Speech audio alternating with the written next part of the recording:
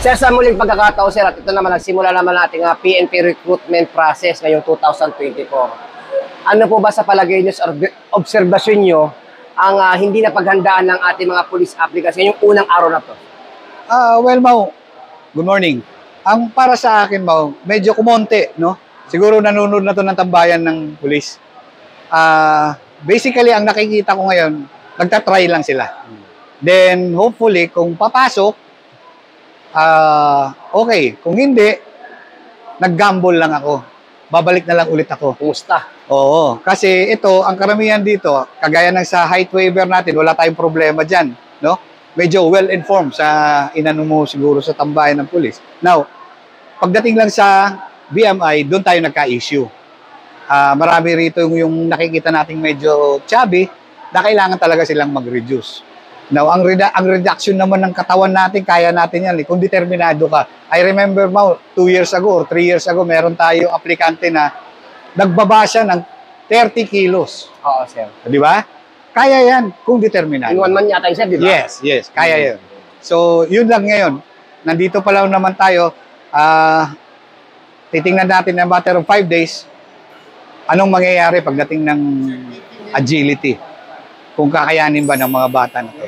So, sir, sa susunod pa natin BMI, tulad nitong darating na Lunes, Martes, o Miyerkules, meron ka bang gustong sabihin sa ating mga police applicants na nanonood sa ating ngayon na dapat nilang paghandaan sa pagpunta sa BMI?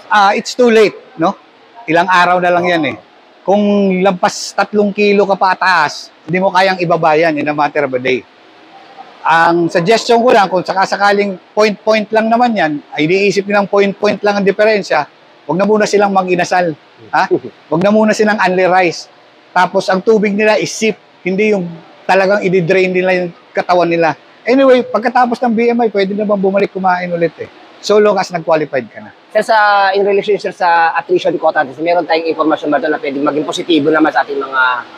Yes. Oo, Mau. Kasi ngayon, nasa regular quota tayo, which is 400 only. Ang nakita kong sulat na meron na akong kopya is another 1,500 para sa attrition quota. NCRPO pala niya, sir. NCRPO. So, at least, kung may babagsak dito sa BMI, pwede silang humabol. In a matter, kung point-point lang, Mau. Pero kung malakihan, hindi talaga kakayanin. So, sir, meron tayong mga karagdagan na katanungan sa tambayan ng pulis, sir. Ano ba yung mga requirements, sir, sa pagkuha ng age waiver? Okay. Age waiver, unang-una, ano ang specialization mo na pwede kang i-recommend? Kasi ang nag-uumpisa ang recommendation yan sa station kung saan ka mag-a-apply. Okay, for example, nag-apply ako sa NCRPO. Dapat na-endorse yan ng PRS ng NCRPO na pwede kang kumuha ng Certificate of Height Waiver. Now, ang height waiver is, halimbawa lang, dati kasi, Mau, olden days, may driver license ka lang, pwede na. Ay, ngayon, bago na, sir. Oo. Ngayon, may driver license ka, piloto ka ba? May driver license ka, nagda-drive ka ba ng... Parang nakarasal barko, di ba? Oo. May driver license ka ba, pero kaya mo mag-drive ng APC? Yung mga yun. Because those are special skills na kailangan natin. Naalala mo, meron tayong aplikante nun na medyo yung gwapo na matangkad na piloto talaga. Licensed pilot. So, eto na ngayon ang sinasabi natin. Pag nag-apply ka, hindi pa pwedeng engineer ka lang. Kagaya nung last year natin na in-endorse ng PRS, engineer siya, nagtrabaho siya sa barko, pero ang lalaki ng barko na, sinampaan niya. So, mayroon siyang special skill. So, sir, sa patungkol naman sa height waiver, sir? Sa height waiver, standard yan. Depende yan, unang-una, ang pinagbabasihan yan per tribe.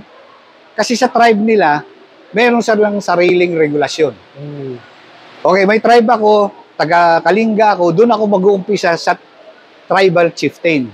Pagkatapos mo sa tribal chieftain, aakyat ka sa region ng NCIP. Pagdating ng NCIP, i-check lahat yan. Pasasabitin ka ng tinatawag nilang lineage, yung kahoy ng inyong pamilya. Makikita kung tribal ka nga o hindi. Parang family tree, gano'n? Family tree. Ngayon, pag nandun ka, na-verify, okay naman, doon mo nakikita yung may issuance ng certificate of confirmation. Anong ibig sabihin nun, Mau? Confirm ka lang na may tribe ka. Pero hindi yun ang gagamitin mo pag-apply mo na dito. Process pa yun, sir. Magpa-process ka ng Certificate of Height Waiver. Dala mo yung COC mo, pupunta ka sa NAPOLCOM, isusurrender mo yun, ipapakita mo yun, maglalabas kami ng Certificate of Height Waiver. That's the time na qualified ka nang mag-apply dito sa ating selection, sa recruitment. Now, bago ako bumaba dito, Mau, with the guidance of our new Regional Director, si Attorney Max Lasaka, the first, binigyan niya ako ng instruction on how to do this. We will just perfect the system. Ang guidance nandyan na. Tuloy-tuloy lang tayo. Sana wala tayong aberya. Like before, na nandaan natin.